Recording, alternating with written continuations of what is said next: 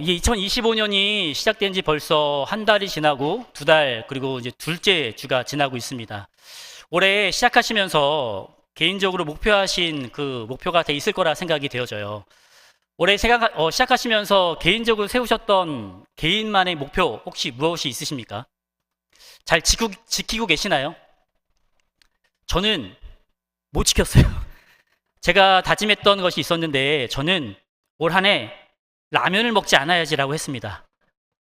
음료수는 콜라를 마시지 않아야지 했습니다. 근데 오늘 라면도 먹고 콜라도 먹었어요. 오늘을 어긴 게 아니라 1월 달 시작함과 동시에 라면도 먹고 콜라도 먹었습니다. 보통 우리가 어떤 목표를 세우고 그것을 시행하는 것은요, 굉장히 어렵다 생각을 해요. 그러면서 연초에는 시작을 하지만 중간이 지나고 좀 시간이 지나면은요, 이 목표는 이룰 수 없는 거야, 할 수 없는 거야 라는 생각을 하죠. 그러면서 오늘의 말씀의 제목과 같이 해봐야 소용없어 라는 생각을 갖게 합니다. 자, 그런데요, 우리 하나님은요, 우리의 이 연약함을 아시고 하나님께서 우리에게 선물로 주신 것이 있어요. 그것이 무엇인지 아십니까? 바로 날짜예요, 날짜. 사람들은요, 굉장히 이 날짜에 대해서 굉장히 의미를 부여하는 게 많습니다. 따지고 보면 어제나 오늘이나 내일이란 그 날은요, 우리가 살아갈 때에 정말 똑같은 날이에요. 어제의 일상과 오늘의 일상이 다를 수가 없어요. 달라봐야 나에게 어떠한 특별한 이벤트가 있으면 좀 달라질 수는 있습니다. 하지만 모든 사람들은 자신이 그 숫자의 의미를 부여해서 그날은 조금 더 특별한 날로 생각을 하는 것 같아요.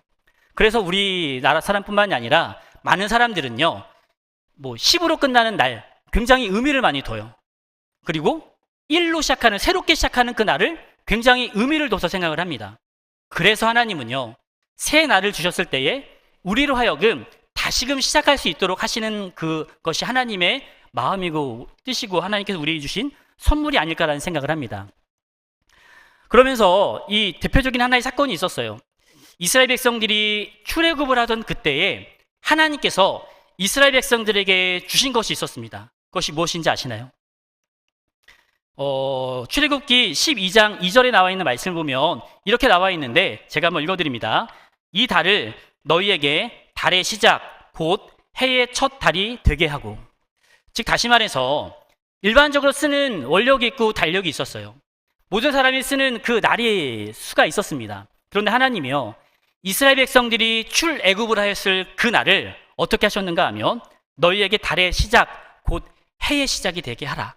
즉 너희들이 새롭게 시작하는 나라가 될 텐데 이제 너희들이 살아가는 나라는 내가 지정한 날부터 새로운 날로 시작해라 라는 것이 하나님의 말씀이었다라는 겁니다.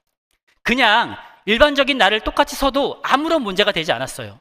하지만 하나님은요, 새롭게 시작하는 사람들에게 새로운 날을 허락하셔서 새롭게 시작할 수 있는 마음을 불어 넣어주셨다는 겁니다. 우리도 마찬가지예요. 우리가 노력하고 있고 목표를 세웠던 것 실패할 수 있어요. 하지만 하나님이 우리에게 주신 날의 의미가 있기 때문에 지금 실패하였다면 또 새롭게 주가 시작되는 그 주일부터 다시금 시작하고 새롭게 달이 시작하는 그 날부터 또다시 새롭게 시작할 수 있는 그런 다시금 새롭게 시작할 수 있는 모습들이 우리 성도님들 가운데 있었으면 좋겠습니다. 그런 의미에서 우리가 의미를 부여한다고 했잖아요. 날의 의미, 그런 의미를 부여해요. 오늘이 무슨 날인지 아세요? 특별한 날입니다. 특별한 날. 발렌타인데이, 맞아요. 모든 사람들이 발렌타인데이라고 하죠. 발렌타인데이가 되면 이 날은 여자가 남자에게 초콜릿을 주는 날이에요. 그런데 저희 집엔 여자가 3명이나 있는데 저는 그런 걸 받아본 적이 없어요. 남자가 아닌가 봐요. 아무튼 이런 것도 특별한 날일 수가 있고요. 앞으로 이틀 후면요, 굉장히 중요한 날이 됩니다. 혹시 무슨 날인지 아시나요? 이틀 후에요. 주일이죠, 주일날. 언제인지 아세요? 이거 아셔야 되는데. 이 날은요, 제가 청천교회 온 지 800일이 되는 날이에요. 800일. 800일. 제가 요즘에 계산기가 있어가지고 계산을 해보니까, 제가 토요일날 부임을 왔는데, 그로부터 딱 800일이 이틀 후더라고요. 특별한 날이죠. 우리가 의미를 둬서 다시금 시작할 수 있는 모습이 있었으면 좋겠습니다. 자, 그런데요, 제가 이 말씀을 드렸는가 하면 사람들과의 관계, 사람들이 목표를 세우는 것도 너무너무 중요하지만 우리가 정말 중요하게 생각해야 할 것이 있어요. 그것이 무엇인가 하면 신앙생활 안에서의 목표를 세우고 그것을 이루는 것은 너무나 중요하다는 겁니다. 자, 그런데 우리가 신앙의 일을 이어갈 때에 우리 안에 오늘 말씀의 제목과 같이 해봐야 소용없어, 이렇게 할 의미가 없어, 할 필요가 없어 라는 마음이 드는 순간들이 우리 믿음의 사람들에게도 일어난다는 겁니다. 여러 가지가 있겠지만 제가 두 가지의 예를 들어 두 가지 사건만 한번 거론하고서 함께 은혜를 나눴으면 좋겠는데요. 첫 번째, 이런 경우 있을 거라 생각이 돼요. 뭐냐면, 나는 정말 열심히 할 마음이 다 준비되었다 생각하였어요. 그런데 하나님이 내 준비된 나를 사용하지 않고 다른 사람들을 막 쓰시는 경우들이 있다는 겁니다. 그때 그 사람들이 가지는 그 마음의 상태는 허탈감, 패배감, 그리고 절망, 이런 마음이 들 거라는 생각이 되어져요. 또 두 번째 경우는 어떤 경우인가 하면, 나는 정말 열심히 했어요. 그런데 열심히 한 나보다 다른 사람을 하나님께서 더 복을 주시고 다른 사람들에게 더 은혜를 부어주시는 모습을 보면 그 사람들이 겪는 마음은 오늘의 말씀의 제목처럼, 그래, 열심히 해봐야 소용없어. 해봐야 열심히 하는 나보다 열심히 안 하는 저 사람들에게 은혜를 주는 걸 보면 난 해봐야 소용없는 것 같아 라는 마음의 상태가 우리 믿음의 사람들에게 들지 않나라는 생각을 해봅니다. 첫 번째 경우에 한 대표적인 인물을 언급드리고자 해요. 누구인가 하면 우리가 너무나 잘 알고 있는 모세란 인물이라고 할 수 있을 것 같다는 생각이 듭니다. 모세는 어떤 인물이었죠? 모세는 잘 아시는 것처럼 40세까지 왕자의 신분으로 살았던 사람이었습니다. 당시에 애굽이란 나라는요, 최고의 강대국이었어요. 그 주변의 어느 나라보다도 부족함이 없는 나라였습니다. 최고의 교육도 있었고요, 최고의 군사력도 있었고, 그들이 가지고 있는 부족함은 없던 아주 훌륭한 나라였습니다.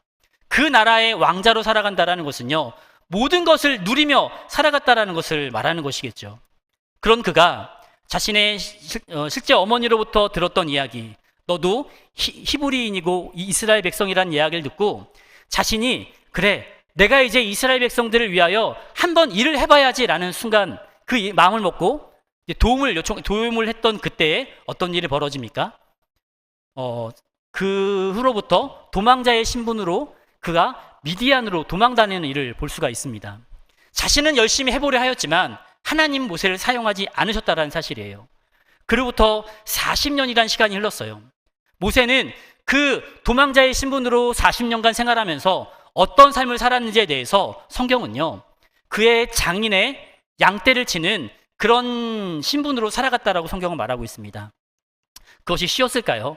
40년간 왕자로서 부족함이 없는 삶을 살았던 그 모세가 이제는요, 아무것도 소유하지 않은 채 자신의 양떼도 아닌 자신의 장인의 양떼를 치는 정말 부족함이 가득한 그런 삶으로 살았던 것이 모세의 인생이었다라는 겁니다.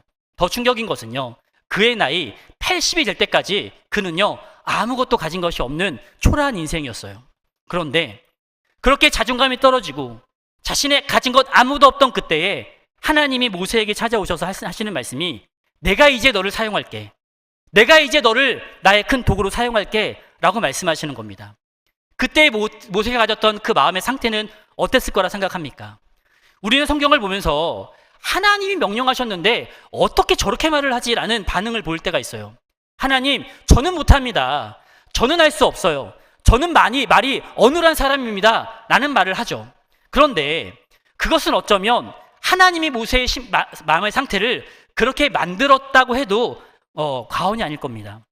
80세가 될 때까지 아무런 것이 없고 변변치 않은 그 모습, 나이가 지긋하게 들어서 더 이상 아무것도 할 수 없는 그런 상태였지만 하나님은 그제서야 모세를 부르시는 것이 모세에게는 너무나 이해가 되지 않았을 거예요. 이 모세가 가졌던 처음의 마음의 상태는 아마도 이러하였을 거예요. 그래, 내가 이렇게 열심히 하려고 했지만 해봐야 소용없네 라는 마음이 혹 그 안에 들었을 거라는 생각이 듭니다. 더 충격적인 것은 무엇인가 하면요, 이제 본격적으로 하나님의 일을 하고자 하였어요. 그런데 열심히 일을 하고자 할 때에 그 모세가 겪었던 하나의 사건이었습니다. 민수기 12장 1절에 나와 있는 말씀을 보면 이런 사건이 있는데, 이 말씀 우리 다 같이 한번 읽어보도록 하겠습니다. 함께 읽겠습니다. 시작.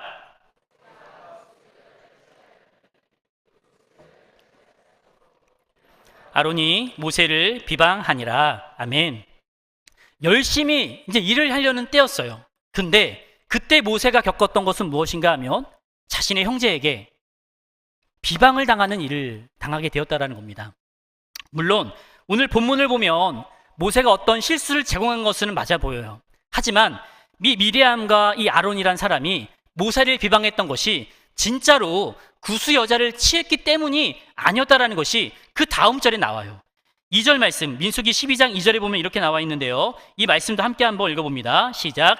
그들이 이르되 여호와께서 모세와만 말씀하셨느냐 우리와도 말씀하지 아니하셨느냐 하매 여호와께서 이 말을 들으셨더라. 아멘.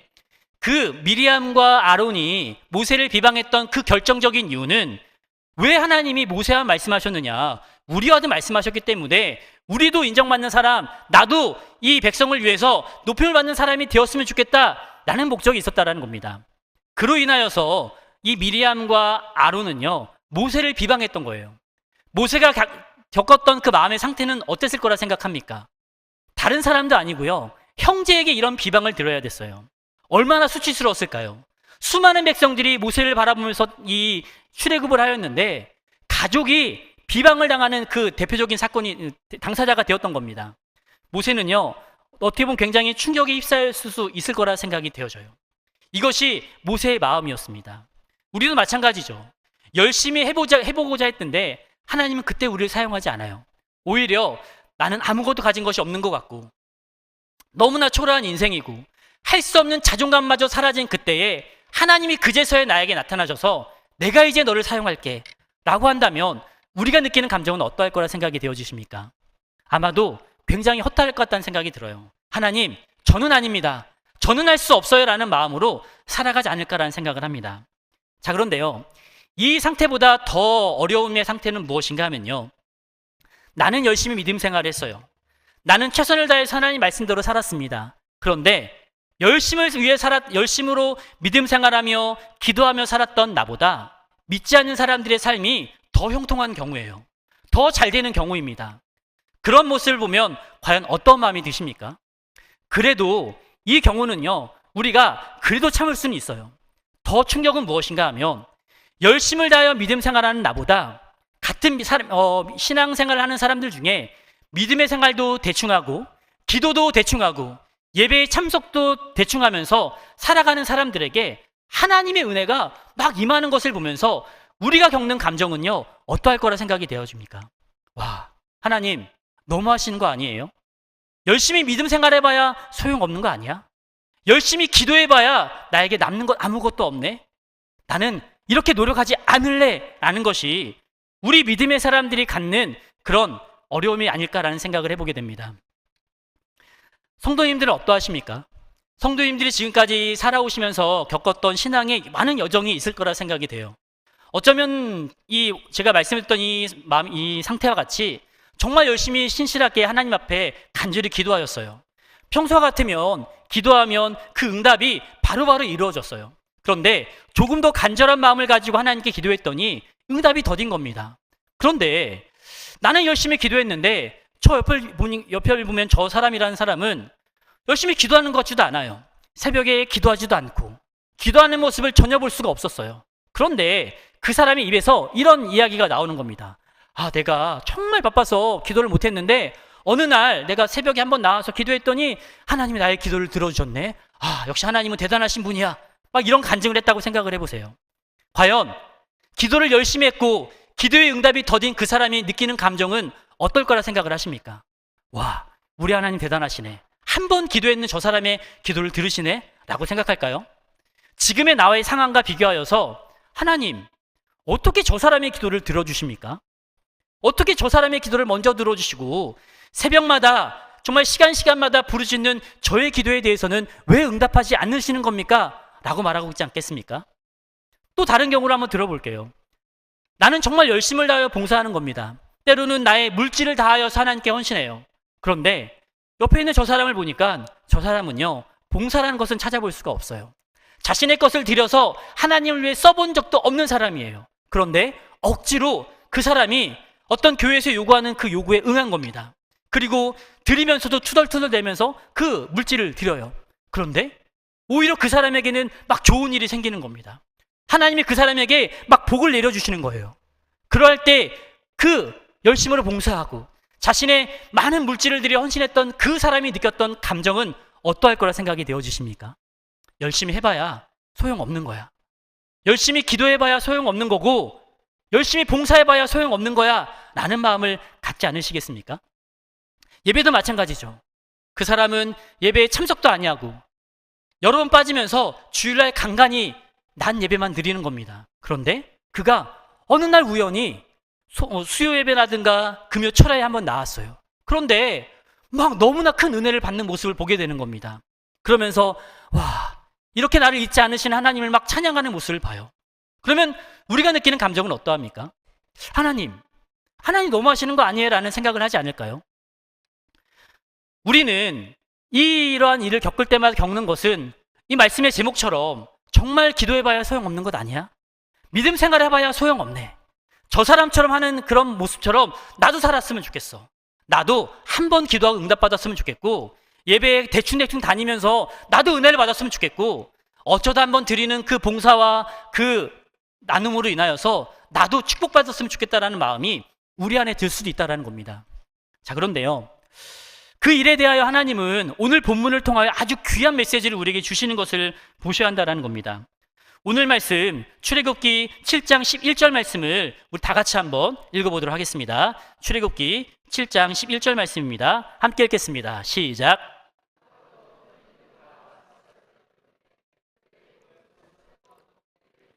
그와 같이 행하되. 아멘. 오늘의 본문의 말씀은 이스라엘 백성들이 모세와 아론이 이제 바로 앞에 서는 겁니다. 하나님 모세와 아론에게 말씀하시기를 너희도 이적을 행하라 말씀을 하세요. 그때 말하기를 아론의 지팡이를 던지면 그것이 뱀이 되는 것이었어요. 자, 그런데 저는요, 이 말씀을 접하면서 너무나 이해가 되지 않았던 것이 있었어요. 그것은 무엇인가 하면 왜 하나님은 오늘 본문에 읽었던 것처럼 요술사도도 똑같이 행할 수 있는 그 이적을 행하게 하셨는가에 대한 질문이었습니다. 그런 궁금증이었어요. 이왕 하실 거면 아무도 할 수 없는 것을 행하여 주시지 왜 하나님은 요술사도 흉내낼 수 있는 것을 하게 하셨을까? 라는 궁금증이 들었습니다.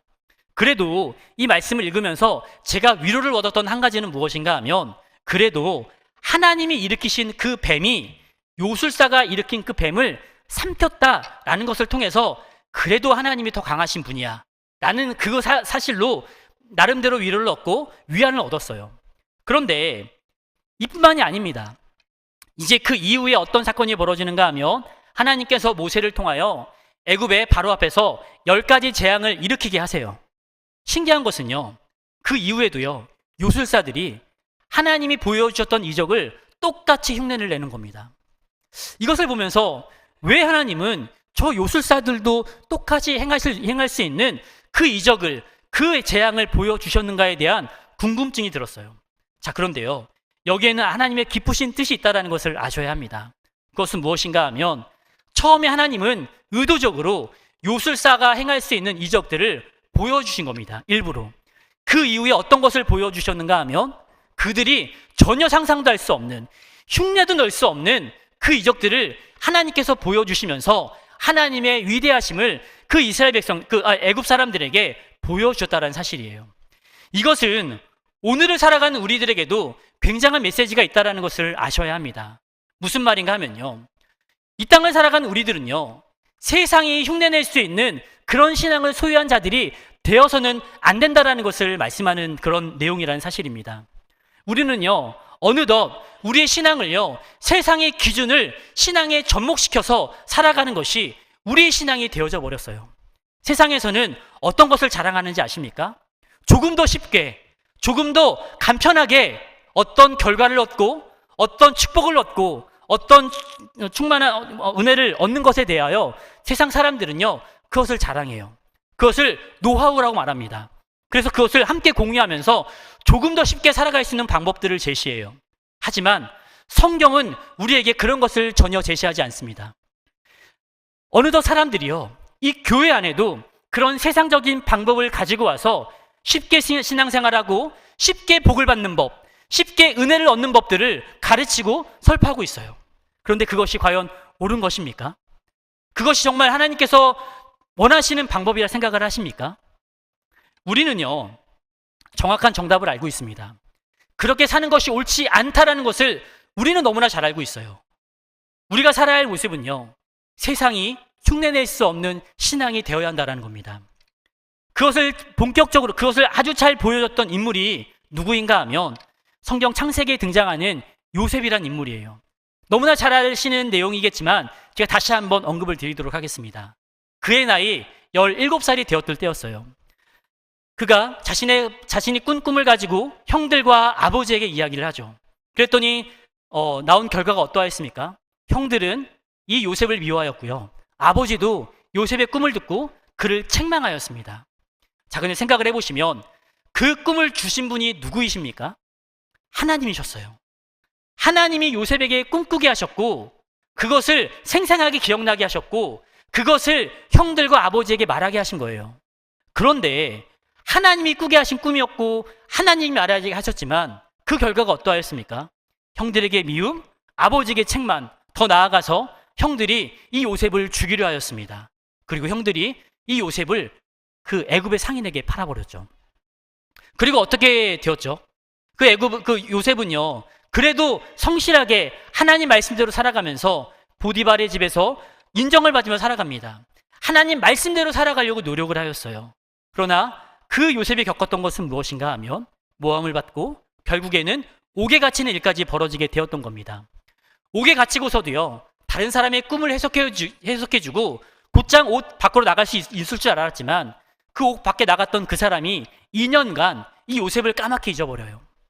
요셉의 인생이, 제가 간단하게 좀 짧게 이 요셉의 인생에 대해서 설명드렸지만 요셉은요 13년이라는 기간 동안 가족에게 배반을 당하고 감옥에 갇히게 되었고요, 종으로 살아갔고요, 온갖 어려움을 겪으며 살아갔던 것이 요셉의 인생이었던 겁니다. 그런데요, 요셉은요 그 어느 곳에서도요 하나님에 대한 원망과 하나님께 대한 불평을 이야기하지 않습니다. 요셉의 이야기를 잘 보시면 그 요셉은요 항상 결정적인 순간에 하나님을 드러내는 삶을 살았어요. 이것이 요셉의 인생이었다는 사실입니다. 오늘날 우리가 가져야 할 이 모습이 오늘 이 성경에 등장했던 요셉의 인생과 같은 삶을 살아야 한다는 것이에요. 어려움을 당하고 책망을 당하고 괴로움을 당하고 정말로 어떤 힘듦을 당할 때에 우리가 행하는 행동이 어떤 행동입니까? 포기하고요, 원망하고요, 불평하고요, 그 자리를 떠나는 것이 우리들의 모습 아닙니까? 하나님, 안 하렵니다, 안 할래요, 이렇게 해봐야 나에게 주어지는 유익이 아무것도 없기 때문에 저는 그냥 안 할 겁니다. 이것이 우리들의 마음 아닙니까? 그런데 하나님은요, 성경은요 세상이 흉내내지 않는 믿음의 삶을 살아라고 말하고 있어요. 그 삶이 요셉의 그 신앙의 삶이라는 것을 성경은 말해주고 있는 것이라는 겁니다. 우리의 신앙은요 세상이 흉내내지 않는, 되어지지 않는다 하더라도 그 길을 걸어갈 수 있는 믿음의 삶이 우리들의 신앙의 삶이 되어야 되는 것이고 우리들의 온전한 삶이 되어야 한다는 것을 꼭 명심하셨으면 좋겠습니다. 이런 삶을 살아가는 자들을요 누가 가장 두려워할 거라 생각을 하십니까? 사단이 두려워해요. 그리고요 세상이 싫어합니다. 이렇게 살아가는 사람들에 대하여 성경은 무엇이라 말하고 있는가 하면 히브리서 13장 38절 상반절에 보면 이렇게 나와 있습니다. 제가 한번 읽어드립니다. 이런 사람은 세상이 감당하지 못하느니라. 다시 한번 읽어드릴게요. 이런 사람은 세상이 감당하지 못하느니라. 앞에 있는 말씀을 보면요 어떤 일이 벌어지는가 하면 예수를 믿는다는 이유로 톱에 켜임을 당하고요, 짐승의 밥이 되는 일들이 벌어집니다. 그럼에도 불구하고 믿음을 포기하지 않는 사람들이 있었어요. 그 사람에 대하여 세상 사람들은요 이렇게 말하는 거예요. 세상이 감당하지 못할 사람이라고 말합니다. 그 어려움을 당할 때에 우리가 가진 생각은요, 아까 말씀드린 것처럼 이렇게 살아봐야 소용없는 것 제가 알아요. 이렇게 안 살래요. 이렇게 사는 건 난 너무나 싫어요. 나는 평범하게 그냥 일반적으로 살고 싶어요. 저렇게 고통받고 싶지도 않고 저렇게 어려움 당하고 싶지도 않고 나는 그냥 세상 사람들이 말하는 것처럼 그냥 그렇게 살다가 구원받을래요. 이런 사람을 가리켜서 세상이 감당하지 못할 사람이라고 말하지 않습니다. 어떤 어려움이 있는다 하더라도 우리의 믿음을 포기하지 아니하고 어떤 어려움의 상황 속에서도 정말 하나님을 신실하게 살아가는 그 믿음을 저버리지 않는 것, 그 사람들에 대하여 성경은 세상이 감당하지 못할 사람이라고 분명히 말하고 있다는 사실입니다. 성도님들의 믿음의 삶은 어떠하다 생각하십니까? 지금 성도님들의 마음의 상태가 어떠하다고 계십니까? 지금까지 살아오면서 정말 열심히 믿음 생활하였지만 나에게 되어진 일들이 더딜 수 있다 생각이 되어져요. 어떨 때는 정말 응답이 빨랐는데 정말 간절한 마음으로 부르짖었더니 응답이 없고 하나님이 나에게 은혜를 임하시는 것이 뜸한 것 같고 오히려 대충대충 신앙생활하는 저 사람들의 모습을 보면 왜 저 사람들에겐 은혜를 베푸실까에 대한 의문이 들 수도 있다 생각이 되어집니다. 그때 우리가 가져야 할 마음이 기도해봐야 소용없네, 열심히 믿음 생활해봐야 소용없네, 열심히 예배를 드려봐야 소용없네가 아니라 그러함에도 불구하고 예배 드려야 한다는 것, 그래도 기도해야 나에게 유익이다라고 고백할 수 있는 그런 믿음의 상태, 그런 신앙의 상태가 이 자리에 계신 우리 모든 성도님들의 신앙의 상태가 되길 간절히 바랍니다. 우리는 세상이 감당하지 못할 믿음의 상태를 소유한 사람이 되어야 하는 것이에요. 성경 어디에서도요, 기도하지 않고 하나님의 은혜를 누렸던 사람은 단 한 사람도 존재하지 않습니다. 성경 어디에서도요, 하나님 말씀을 저버리고 어리석게 살아가면서 하나님으로부터 사랑을 받고 인정을 받았던 사람은 단 한 사람도 존재하지 않습니다. 성경 어디에서도요, 예배의 소중함을 누리지 못하고 그냥 대충대충 살아가면서 하나님으로부터 인정을 받는 사람은 아무도 존재하지 않는다는 사실이에요. 그런데 우리가 바라는 것은 무엇입니까? 조금 더 쉽게 믿음 생활하려는 모습이 있어요. 조금 더 간편하게 신앙생활하려는 것이 있어요. 누군가 쉽게 은혜를 받았다 한다면 나도 저 사람처럼 쉽게 은혜를 받았다는 마음이 우리 안에 일어날 수 있다는 겁니다. 그런데요, 믿음은요, 간편함이 없어요. 신앙의 지름길이라는 것은 존재할 수가 없는 겁니다. 어려운 신앙의 길을 걸어가도록 하세요. 누구도 걸어가지 않는 그 길을 걸어가시기 바랍니다. 새벽에 나와 기도해야 되는 것 알고 있지만 내 몸이 너무나 불편해서 피곤해서 나올 수가 없어요. 누구나 똑같은 마음이에요. 하지만 하나님도, 예수님도요, 그 바쁜 그 시간 새벽을 쪼개서 하나님께 기도하셨습니다. 그분이 피곤하지 않아서 그러하셨겠습니까? 육체의 피곤함을 가지고 계신 분이셨지만 그 시간이 아니면 하나님께 기도할 수 있는 시간이 없었기 때문에 새벽을 깨워 기도했던 것이에요. 그런데 우리들은 어떠합니까? 하나님, 저는요 몸 상태가 이러하기 때문에 절대로 새벽에 기도할 수 없어요. 하나님, 오늘은 날이 추워서 전혀 기도할 수 없을 것 같습니다. 하나님, 오늘은요 내가 교회 나갈 상황이 안 돼요. 그러니까 안 나갈게요. 오늘은 영상으로 드리겠습니다. 이해해 주세요. 이런 사람으로, 이런 모습으로 하나님으로부터 그 누구보다 사랑받길 원하십니까? 그 누구보다 인정받길 원하세요? 하나님은 그렇게 말씀하고 있지 않으세요. 아까 본문에서 봤던 요술사들도 행할 수 있는 그 믿음의 상태를 우리에게 요구하는 것이 아니에요. 하나님은요, 그들이 흉내낼 수 없는 것, 세상이 흉내낼 수 없는 것, 세상 사람들은 도저히 이해할 수 없는 모습으로 믿음 생활을 이어가는 그 믿음의 사람들을 지금 이 시대 가운데 간절히 바라고 계신다는 겁니다. 우리가 그런 믿음의 사람이 되길 바라겠습니다. 그런 믿음의 길을 걸어가길 간절히 바라겠습니다. 그래야 해서 우리가 오늘의 말씀의 제목, 해봐야 소용없네가 아니라 세상의 방법대로 살아봐야 소용없네를 외치며 오히려 그럼에도 불구하고 나는 해봐야 소용없네가 아닌 그렇게 해야 나에게 유익이다 고백할 수 있는 그런 마음의 상태로 살아가실 수 있는 이 자리에 계신 우리 모든 믿음의 성도님들 되시길 주님의 이름으로 간절히 부탁을 드리겠습니다.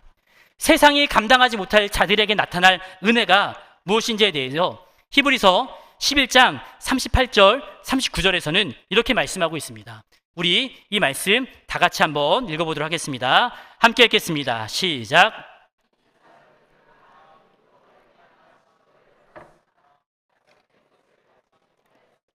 이는 하나님이 우리를 위하여 더 좋은 것을 예비하셨은즉 우리가 아니면 그들로 온전함을 이루지 못하게 하려 하심이라. 아멘.